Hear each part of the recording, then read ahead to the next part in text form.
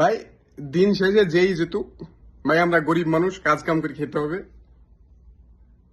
দিন মজুরি করে খেতে হবে, পরে কাজ করে খেতে হবে। তো এই যে এলাকায় কে জিতলো, ওই এলাকায় কে জিতলো, এইসব ম্যাটার করে না। যে ভাই তুমি কাজ করে খাও, আমরাও কাজ করে খাই, এলাকায় শান্তি বজায় রাখো।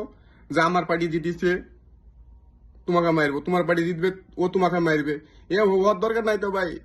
নেতা নেতা গেছি ঘরের রুমে, ওরা বসে থাকবে, তুমি মারামারি লাভ আছে? খাও দাও সুন্দর, আর কি বলার। মানুষ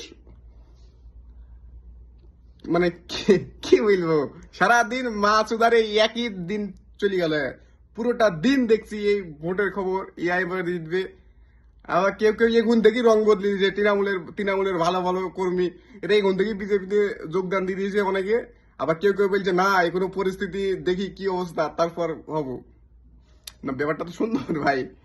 তুই চেডি খাবি, চেডি খাও ভাই, খেটি খাও জীবনে, তাহলে তোমার কে জিতলো না জিতলো ম্যাটার করে না তোমার লাইফে। তুমি খেটি খাও, এটাই আর কি বলার। তুমি ভাই এখন বিধানসভাতে এক, লোকসভাতে এক, পঞ্চায়েত ভোটে আর এক। আবার তুমি আবার বলছো যে মুসলিমরা গাদ্দার। ভাই মুসলিম অলওয়েজ, মুসলিম ভাই বীরের জাতি, মুসলিমরা গাদ্দার হয় না, এটা তো মনে রাখতে হবে। তোমার ভোট আসবে যাবে, ভোট তোমাদের নেত্রী পদায় বলেছিল যে কোরআন শেষ হয়ে যাবে, আমার কি সেবা শেষ হবে না। তোর শাসনই শেষ হয়ে গেল, কোরআন শেষ হয়নি ভাই। কোরআন ভাই কিয়ামত পর্যন্ত কোরআন শেষ করতে পারবে না, এটা আল্লাহর জিনিস, আল্লাহর লেখা। ভাই কিয়ামত পর্যন্ত কোরআন শেষ হবে না। তোমাদের নেত্রী বলেছে যে কোরআন শেষ হয়ে যাবে। ভাই রাজনীতির লেগি ভাই ধর্ম করো না ভাই। মানে দুই ধর্মেই ভাই অন্ধভক্ত আছে, এটা তো বোঝা যায় যে মানুষ তোমাকে ভাই ভোট দিবে।